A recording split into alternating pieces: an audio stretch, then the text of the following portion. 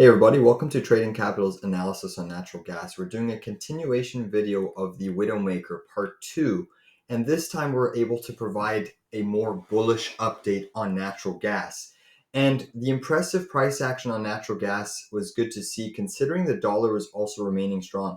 Currently speaking, natural gas is up 4.83% on the session, on the daily session, with about 42 minutes to go. So it is likely that it's going to finish positive just due to the fact that the IMEX is closed. So really this is just algorithmic trading and no real buying or selling pressure should come in. Now, if we look at a little bit of the education factor here, so long-term picture, we've identified that massive trend line of support. We had that beautiful measured move in multiple scenarios, and we identified that this was the level to buy and hold and see if we can get a technical bounce. If this level doesn't hold, there is another downside level that we have calculated. But up until we see this level break, and in this particular pattern, it actually is forming more of a bullish picture right now. So if I walk you through the intraday chart on natural gas, this is basically your big hard sell-off capitulation zone. This is still massive resistance, this 268 pivot high over here, because that's what basically led you from natural gas trying to rally and came down pretty hard for the first time out of that basing formation. Now, if we look at natural gas, this is a 10-minute picture. You can see that natural gas made a low here. And since that low on February 9th, it's just been stair-stepping its way up, making a series of higher lows.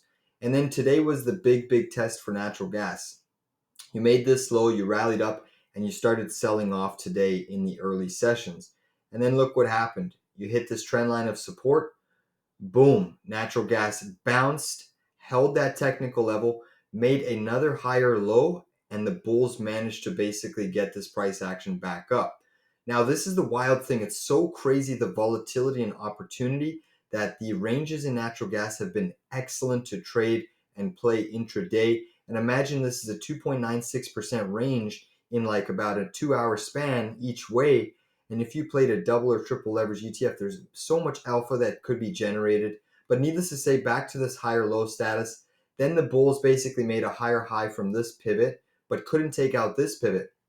So we had to come back down to the trend, and look what you did. You held a higher low once again, higher than this low. So the fact is that you've been stair-stepping your way up. You made another higher low, another higher low, another higher low, basically another higher low, and you're starting to see a bullish pattern emerge here in the short term. There's still a lot of work that needs to be done, but the fact that you took out this pivot is really amazing. That's going to be a big level of support that if this checks back and sees some sell side pressure, you want to basically hit the support and continue to bounce up, or at the very minimum, not take out this pivot low. Now, we still have to recapture this major pivot over here. So that's sitting at around 268.